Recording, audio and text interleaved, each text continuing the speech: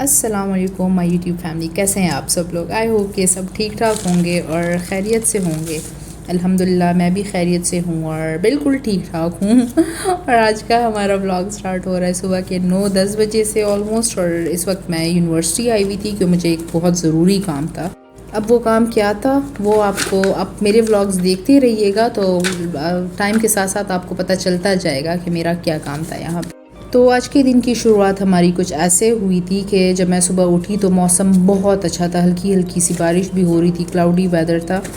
तो बस मैं ज़रा खुशी खुशी बाहर लॉन में आ गई थी, थोड़ा सा फ्रेश हो गई थी। उसके बाद when I went to the kitchen मुझे पता चला कि हमारे दूध वाले अंकल नहीं आए हुए और मैं चाय नहीं पी सकती थी। बस मेरा मूड ख़राब यहाँ से, क्योंकि ना तो मैं पाउडर्ड मिल्क की चाय पीती हूँ ना मैं मिल्क पैक की पीती हूँ। मुझे सुबह हर हाल में उठते साथ ही, उठने के 10-15 मिनट बाद मुझे एक कप स्ट्रॉन्ग चाय पीनी होती है। और वो मुझे ना मिले ना तो फिर बस एक तो मेरे सर में दर्द हो जाता शुरू हो जाता है और उसकी वजह से फिर पूरा दिन मेरा मूड ख़राब रहता है। अब उसके बाद when I came to the university, मैं जिस काम के लिए आई थी तो वो काम भी मेरा नहीं हुआ। तो दूसरी बात की वजह से, इस बात की वजह से भी मेरे सर में और दर्द शुरू हो गया था। तीसरी बात ये थी कि आई रिक्वेस्टेड माय हस्बैंड के क्योंकि आज मौसम काफ़ी अच्छा है और हम लोग बाहर आए हुए हैं तो चलो हम लोग कहीं बाहर ब्रेकफास्ट करने चलते हैं, लाइक या चाय खाना, हलीमगर या किसी ऐसी जगह चलते हैं और ब्रेकफास्ट करते हैं। तो उसने भी आगे से इनकार कर दिया था क्योंकि उससे एक ज़रूरी काम था। और बस फिर मेरा मूड और भी ख़राब और मेरे सर में शदीद दर्द शुरू हो गया था गुस्से से, और बस हमारी लड़ाई, मेरा झगड़ा शुरू हो गया था। तो बस पूरे रास्ते में मुंह बना के बैठी भी थी और जो सीधी बात होती थी उसका जवाब भी उल्टा उल्टा मैं देती थी। तो बस उसके बाद जो अच्छा वाला टाइम था, यानी टू बी ऑनेस्ट जो अच्छा टाइम हमें मिल रहा था स्पेंड करने का, वो भी मैंने सारा बर्बाद कर दिया था। तो बस उसके बाद हम यहाँ पे मिल्क शॉप पे आ गए थे। यहाँ से हम लेंगे दूध, अदनान जाएगा अपने काम करने और मैं जाऊँगी घर, अपने लिए मज़ेदार किस्म की कड़क चाय बनाऊँगी। और बाकी रही बात मेरे मूड की और हमारी लड़ाई की, तो वो तो टाइम टू टाइम जारी रहेगी और मेरी तरफ से स्ट्राइक्स होती रहेंगी।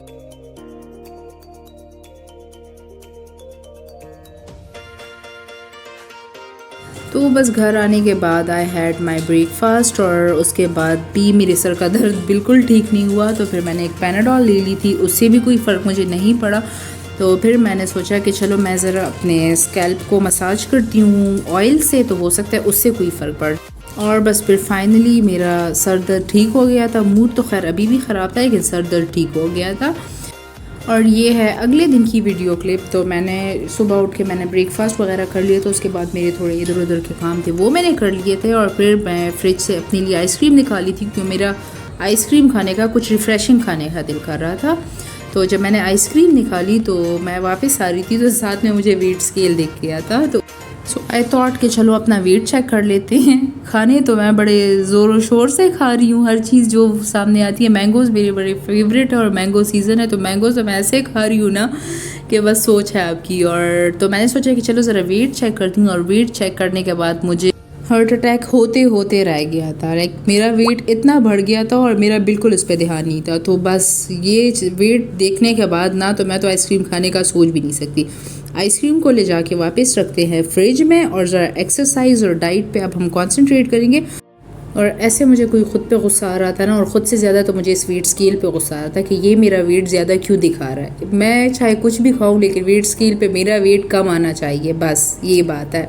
और मैंने तो आप लोगों को बताया ही नहीं, मैंने जो है 2 न्यू लिपस्टिक्स परचेज़ की हुई और बड़े प्यारे शेड्स हैं इनके और बड़ी रीज़नेबल प्राइसेस है। तो शेड्स वगैरह जो है वो मैं आपको दिखा रही हूँ।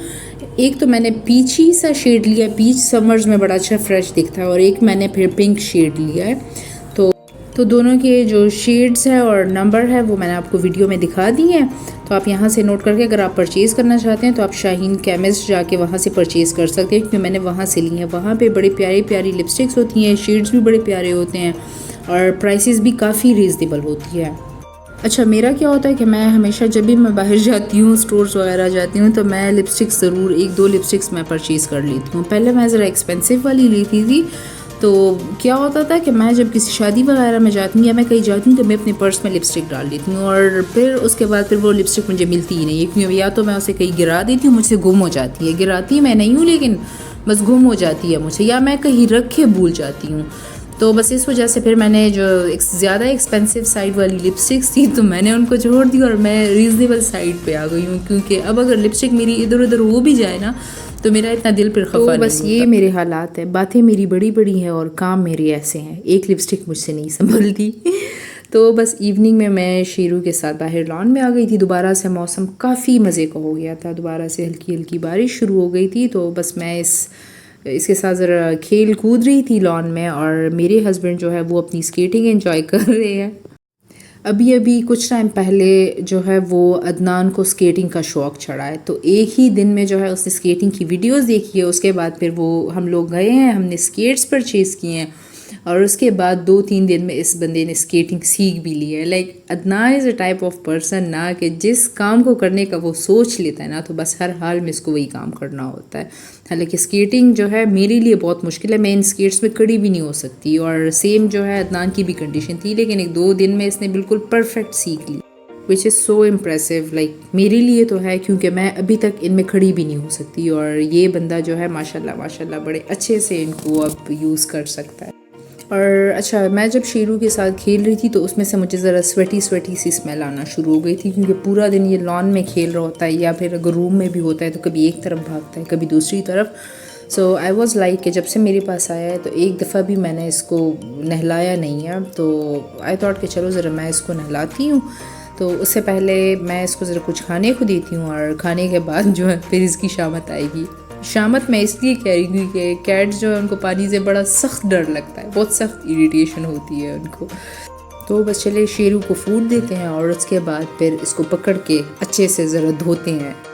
शेरू क्योंकि अभी 2.5 मंथ्स का है तो इसको मैं कोई ऐसा सॉलिड फूड नहीं दे रही हूँ, ये अभी बहुत छोटा है। तो इसको मैं खाने में ब्रॉथ दे रही हूँ, लेकिन मैं इसके लिए यखनी बनाती होती हूँ, और उसमें जो है बीफ या मटन या कीमा, किसी भी चिकन, किसी भी चीज़ की यखनी होती है तो मैं वो बनाती हूँ, उसमें थोड़ी सी रोटी डाल के दे देती हूँ। इसके अलावा मैं इसको थोड़ा सा मिल्क देती हूँ, और वो भी उसमें भी मैं थोड़ा सा पानी डालती हूँ। लाइक 70% मिल्क होता है, 30% पानी, क्योंकि ये भी बहुत छोटा है और प्रॉपर्ली डाइजेस्ट नहीं कर सकता इन चीज़ों को। मेरे लिए सबसे इजी काम क्या है कि मैं डायरेक्टली जाऊँ स्टोर से कैट फूड लूँ या किटन फूड जो होता है प्रिपेयर्ड फूड वो लूँ और इसको डायरेक्टली वो दूँ, लेकिन उससे फिर इनकी हेल्थ भी ख़राब होती है, डाइजेस्टिव इश्यूज़ भी बहुत ज़्यादा होते हैं, और इसके अलावा इनका फ़र भी ख़राब हो जाता है। ऑल्दो शेरू का फ़र है ही नहीं, इतने छोटे छोटे उसके बाल हैं, लेकिन मुझे अपनी पर्शियन कैट्स का पता है कि उनको जब हम लोग कैट फूड बहुत देते हैं तो उस वजह से इनका हेयर फॉल बहुत ज़्यादा हो जाता है। तो इसके अलावा डैंड्रफ वगैरह के इश्यूज़ भी स्टार्ट हो जाते हैं। तो उन चीज़ों से बचने के लिए, शेरू को उन चीज़ों से बचाने के लिए मैं इसको ये वाला फूड दे रही हूँ। हालांकि मेरे लिए ये सब करना बहुत मुश्किल है, बट स्टिल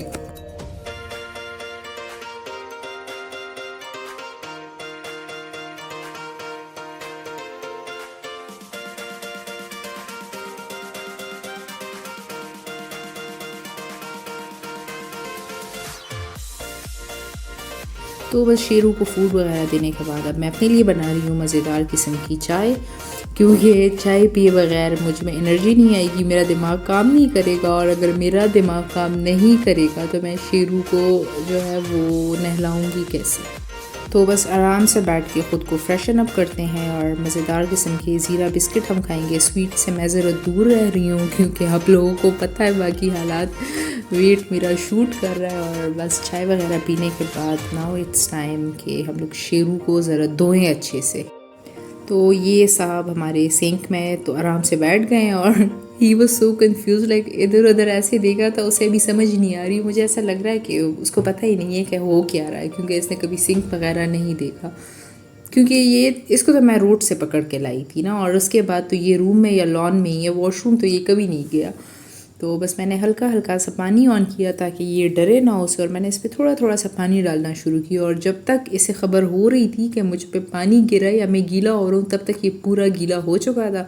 बस मैंने जल्दी से थोड़ा सा शैम्पू लिया और जल्दी से मैंने फ़ोम किया शैम्पू को, और उसके बाद मैंने पानी डाला, और शेरू हमारा एकदम ब्रांड न्यू साफ़ सुथरा हो गया है। अच्छा, डॉग्स का मुझे एक्सपीरियंस नहीं है क्योंकि मेरे पास कभी भी पेट पपी या डॉग नहीं रहा है, लेकिन कैट्स मेरे पास क्योंकि है तो पानी कैट्स पे पानी डालते वक्त आपने ज़रूर ख्याल रखना है कि एक तो इनके फेस पे पानी ना जाए और इसके अलावा इनके ईयर्स में बिल्कुल पानी नहीं जाना चाहिए, वरना इनको बहुत बुरे किस्म का ईयर इन्फेक्शन होता है। और वैसे भी इनके ईयर्स बहुत सेंसिटिव होते हैं, पानी के बगैर भी हर वक्त इनको इन्फेक्शन होते रहते हैं। और तो अगर पानी चला जाए ना तो बस फिर तो बहुत बड़ा मसला बन जाता है। तो इसके फेस को आपने जस्ट गीले हाथ से या वाइप से साफ़ करना है और इनके ईयर्स को भी। मैं जब इसको घर लेके आई थी तो उस वक्त मेरा बिल्कुल प्लान नहीं था कि मैं इसको इतने दिन अपने पास रखूँगी। आई वॉज़ लाइक कि मैं 2-3 वीक्स तक इसका ख्याल रखूँगी, उसके बाद मैं इसको किसी सेफ़ जगह पे छोड़ दूँगी या किसी को दे दूँगी, क्योंकि मैं तो यूनिवर्सिटी जाती हूँ और मेरे पास यानी मैं घर पे नहीं होती तो मैं इसकी प्रॉपर केयर नहीं कर पाऊँगी। लेकिन अब इससे मेरी ऐसी अटैचमेंट हो गई है ना कि बस मेरा दिल नहीं कर रहा कि ये मुझसे 1 मिनट के लिए भी दूर जाए। पता नहीं आगे क्या होगा, अल्लाह खैर करे बस। और मेरा तो छोड़े, मेरा तो दिल खफा होगा ही होगा, लेकिन इसकी जो अटैचमेंट मेरे साथ हो गई है, लाइक ये मुझे 1-2 यानी आधे घंटे तक भी ये मुझे ना देखे ना तो बस ऐसे ही चीखने और चिल्लाने शुरू हो जाता है, म्याऊं म्याऊं इसकी शुरू हो जाती है और मुझे किचन तक इसकी आवाज़ आती है और फिर मैं भाग के इसके पास आती हूँ और ये बिल्कुल ठीक हो जाता है मुझे देखते।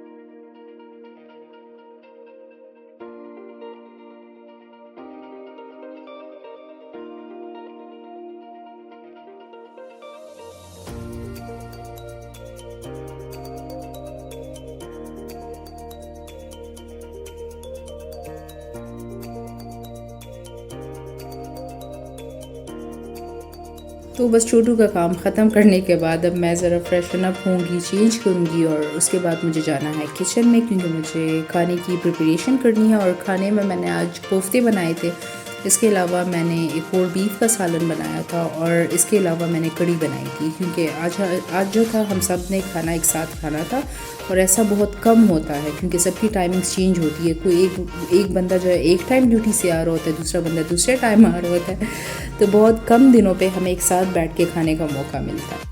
और जब हम लोग सब एक साथ होते हैं, एक साथ बैठ के खाते हैं ना, तो लिटरली अबू बहुत खुश होते हैं। तो बस मेरी तो कोशिश होती है कि मैं सबको इकट्ठा करूं और उस वक्त फिर मैं खाना सबको सर्व करूं ताकि अम्मी अबू दोनों खुश हो, अपने सारे बच्चों को सबको एक साथ देख के, यानी बस वो बहुत खुश होते हैं। तो मुझे उनको खुश देख के मुझे खुशी होती है। खैर मुझे तो अभी इतनी कोई सख्त भूख नहीं लग रही थी क्योंकि मैंने अभी चाय और बिस्किट्स लिए थे और इसके अलावा वैसे भी मैं ज़रा कंट्रोल कर रही हूँ क्योंकि आप लोगों को तो पता है, क्या मैं कहूँगा आप लोगों को पता है कि मेरा वेट कैसे बढ़ रहा है। तो अगर मैंने ख्याल ना रखा ना तो ये 1 kg से 2 हो जाएंगे, 2 से 3, 3 से 4 और बस फिर बहुत ज़्यादा हो जाएंगे और फिर कम करना बहुत मुश्किल होता है। तो इट्स बेटर जैसे ही आपको पता चले कि आपका वेट थोड़ा सा ज़्यादा हो रहा है तो आप उसी वक्त कंट्रोल करना स्टार्ट करें, तो बस थोड़ा सा इजी हो जाता है। और मैं यहाँ पे आप लोगों को डिशेस अपनी दिखा रही थी और इस चक्कर में रोटी मुझसे जल गई। ओहो तो बस अब जल्दी से हम लोग जो है इस जली हुई रोटी को कहीं छुपाएंगे ताकि कोई इसको ना देखे और बाकी की रोटियाँ जो है जाके सबको सर्व करते हैं और फिर सब खाना खा लेंगे। खाना खाने के बाद जो है फिर मैं सबको ग्रीन टी सर्व करूँगी और उसके बाद फिर आराम से सुकून से जाके बैठ के हम लोग नमाज़ पढ़ेंगे। और मैंने यहाँ पे अदनान के लिए और अपने लिए थोड़ा थोड़ा सा खाना निकाल लिया था और वो मैं आप लोगों को दिखा रही थी। मैंने जस्ट टेस्ट किया था, मैंने खाया नहीं था और बाकी सब ने बस फिर लंच कर लिया था और उसके बाद देखते हैं कि हम लोग क्या करते हैं।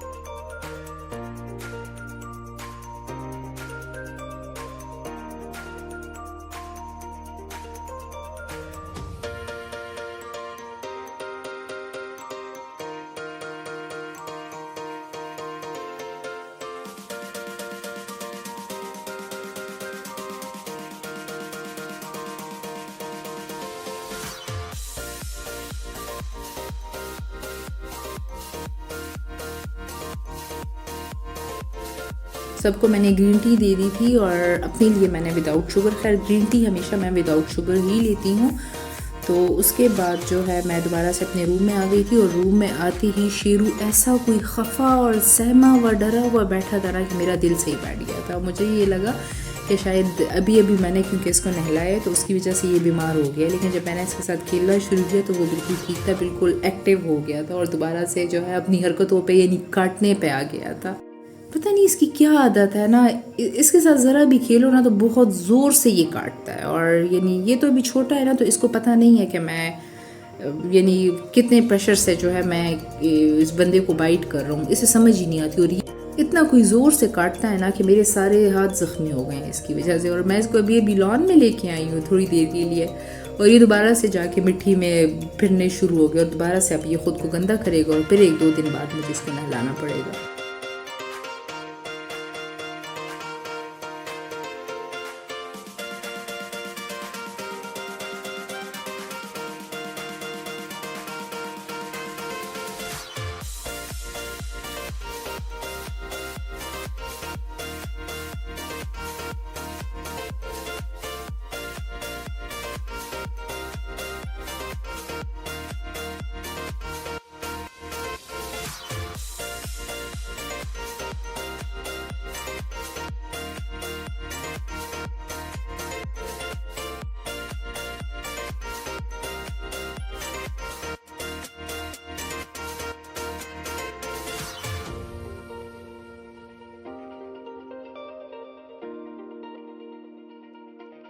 अच्छा, मैं जब लॉन में थी तो तब मेरी नज़र जो है वो सब्ज़ियों पे पड़ी जो कि मैंने प्लांट की हुई थी, और उसमें से जो है अभी थोड़े से टमाटर रेड हुए थे तो मैंने उनको हार्वेस्ट कर लिया था। इसके अलावा ग्रीन चिलीज़ भी बड़े मज़े की ग्रो होना स्टार्ट हो गई है। मैं काफ़ी दिनों से कुछ भी हार्वेस्ट इसमें से नहीं करी, हालांकि डेली बेसिस पे थोड़े थोड़े से टमाटर रेड हो रहे हैं और ग्रीन चिलीज़ भी ग्रो हो रही हैं। तो माली जो है वो हमारा आता है और बस वो ही इनको काट के और टेबल पे रख के छोड़ जाता है और फिर बाद में मैं अंदर ले जाती हूँ इनको। तो आज काफ़ी टाइम बाद मेरी इन पे नज़र पड़ी और मैंने जो है थोड़े बहुत टमाटर हार्वेस्ट कर दिए थे। इसके अलावा ग्रीन चिलीज़ और कुछ टमाटर जो थे वो तो ख़राब भी हो गए थे क्योंकि गर्मी बहुत ज़्यादा है और शायद माली को दिखे नहीं और मेरा भी ध्यान नहीं था, तो बस वो ख़राब हो गए थे। अब जो ख़राब थे उनको डस्टबिन में मैं गिराऊंगी और जो ठीक है उनको ले के मैं किचन में जाऊँगी और इंशाल्लाह कल जब हम लोग खाना फिर नेक्स्ट डे पे खाना प्रिपेयर करेंगे फिर उसमें हम लोग इसको यूज़ करेंगे। अच्छा, जो हम लोग बाहर से टोमेटोज़ लेके आते हैं ना तो वो ज़रा आजकल ड्राई से है, लेकिन जो मेरे घर वाले हैं ना वो इतने जूसी है ना, बहुत मज़े के हैं ये वाले।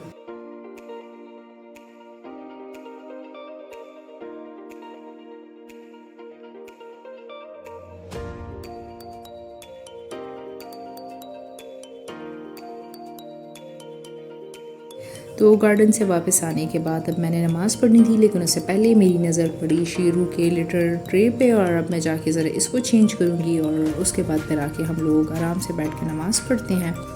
पता नहीं आप लोगों के साथ ऐसा होता है कि नहीं, लेकिन मेरे साथ तो बहुत होता है ना। मैं क्या करती हूँ कि मैं एक काम को प्लान करके एक जगह पे, फॉर एग्जांपल मुझे अपनी कबर्ड्स अगर चेंज करनी है तो मैं वो करने अपने रूम में जाऊँगी, लेकिन मैं कबर्ड्स तक पहुँचने से पहले 10 काम मुझे और रास्ते में मिल जाएंगे और मैं कहीं और खड़ी होकर दूसरा कोई काम शुरू कर देती हूँ और फिर उस पर मैं इतना टाइम लगा देती हूँ ना कि जो करने वाला मेरा काम होता है ना वो मुझसे बिल्कुल रह जाता है और फिर मुझे वो काम भूल भी जाता है जो मुझे ज़रूरी होता है करना। और फिर अगले दिन या फिर जब मैं जाके मेरा रेस्ट टाइम होता है, जब मैं बैठती हूँ तो तब मुझे याद आता है कि हाँ मुझे तो ये काम करना था और मैंने तो किया ही नहीं, मैं तो भूल गई थी इसको। तो बस आज के दिन भी मैं कितनी दफ़ा नमाज़ पढ़ने के लिए जाती थी और वहाँ जाके मुझे कोई और काम दिख जाता था और मैं उसमें बिज़ी हो जाती थी और उसके बाद जो है मेरा ध्यान गया मेरे हाथों पे। मुझे जो है वो एक्जिमा है, कोई भी डिटर्जेंट वगैरह अगर मेरे हाथों पे या लग जाए ना मेरी बॉडी पे तो उसकी वजह से बहुत इरिटेशन और ड्राइनेस होती है और मेरे हाथों का एक्जिमा बुरी तरह से पागल हुआ है। मुझे नहीं समझ आ रही कि इसका मैं क्या करूँ। अब मैं इसके लिए कोई क्रीम्स वगैरह या कोई मेडिकेशन जब लेती हूँ तो उससे तो ये बिल्कुल ठीक हो जाता है, लेकिन अगर मैं थोड़ा सा भी डिटर्जेंट्स के साथ मेरी स्किन इन कॉन्टैक्ट आ जाए ना तो ये दोबारा से स्टार्ट हो जाता है। और ये जो है मुझे याद भी नहीं है कि अब ये किस वजह से दोबारा से सारा हो गया था। और ये ऐसी कोई अजीब ड्राइनेस होती है ना, स्किन बिल्कुल खिंच जाती है और जब हाथ जो है वो यानी फिंगर्स आपकी जब एक दूसरे के साथ लगती है ना तो वो खश खश की आवाज़ आती है और बहुत इरिटेशन होती है। और क्रीम्स और लोशन से कुछ नहीं होता, इसके लिए फिर मैं मस्टर्ड ऑयल यूज़ करती हूँ, वो मैं अपने हाथों पे लगाती हूँ। तो बस वो काम करने के बाद अब मैं फाइनली आके सुकून से नमाज़ पे बैठ गई थी। अब हम आराम से अपनी नमाज़ पढ़ेंगे और फिर ढेर सारी दुआएं करेंगे। सारे काम अपने ख़त्म करने के बाद सुकून से बैठ के नमाज़ पढ़ने का जो मज़ा होता है ना, बस वो अलग होता है। और मैं कोशिश करती हूँ कि मैं नमाज़ से पहले सारे काम ख़त्म करूँ और मैं फिर सुकून से बैठ के ज़्यादा से ज़्यादा टाइम जो है अपनी नमाज़ को दे सकूँ। और बस इसी के साथ आज के व्लॉग को करते हैं एंड। आई होप आपको आज का व्लॉग अच्छा लगा होगा। तो अगली वीडियो तक अपना ढेर सारा ख्याल रखें और अपनी दुआओं में मुझे याद रखें। Thank you so much and अल्लाह हाफिज़।